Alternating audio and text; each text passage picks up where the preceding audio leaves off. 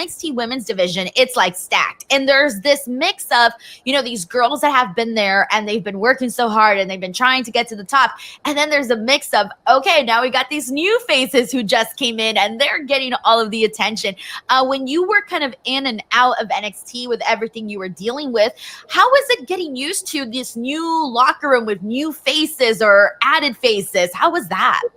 Obviously, it's very different. I can't say enough good things about the NXT women's locker room. Like, I loved all those girls. I was friends with most of them. Like, it's such a great locker room, and everyone is really, like, very close, and, like, it is like a sisterhood. But it was very different, especially coming in as it kind of felt like me and Roxanne's class were kind of like the last indie wrestlers that were really brought in, at least for a long time, before they started just bringing in strictly college athletes. And I think they do it for a reason, and it does work to a degree. I did have my opinions on some things just because, like, stuff that would bother me was an example, like, people would come in and they didn't come from wrestling and they didn't know anything about wrestling, and that's fine. No one's going to say no to an opportunity to come into WWE, obviously, and no one's shitting on them for that. What would bother me is when these people come in and they just think that they should be handed everything because they came from a great college sport, and it's like, no, that's not how it works. You've never even built a wrestling ring before. Like, you need to work from the ground up. So that would be frustrating when people come in and just think that they deserve things because they came from somewhere else. And it's like, they can't even tell you. Just an example, just throwing an example out there. One day John Cena came for a presentation. He would do that sometimes. He would just come talk to people. And I specifically remember someone raising their hand to ask him how his time in NXT was.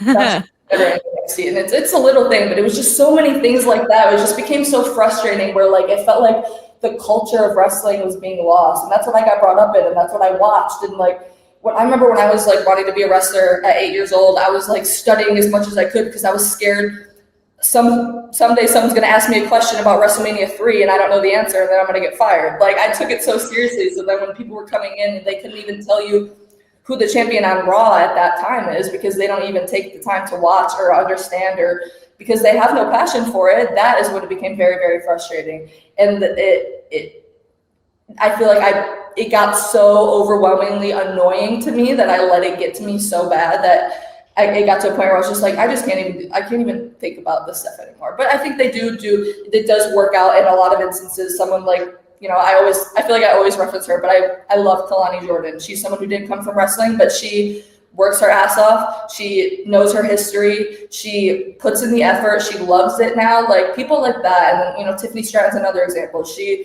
didn't come from, she thinks she trained in wrestling, but she just discovered it randomly on TV one day, and she was a, college athlete, and look at her now. Like, there are people who it works for, and they actually take this job and fall in love with it, and then, their passion for it shows. But then there's the times where it's like, Jesus Christ, like, come on. Like, now I'm sitting here without my dream job that I worked my ass off for, and someone is sitting there who can't even tell you who was champion 6 months ago. It gets to a point where it's like, those are the things where I could sit and get mad about and, sit here and be pissed off about. But again, it's like, I can't change it. It is what it is. Like,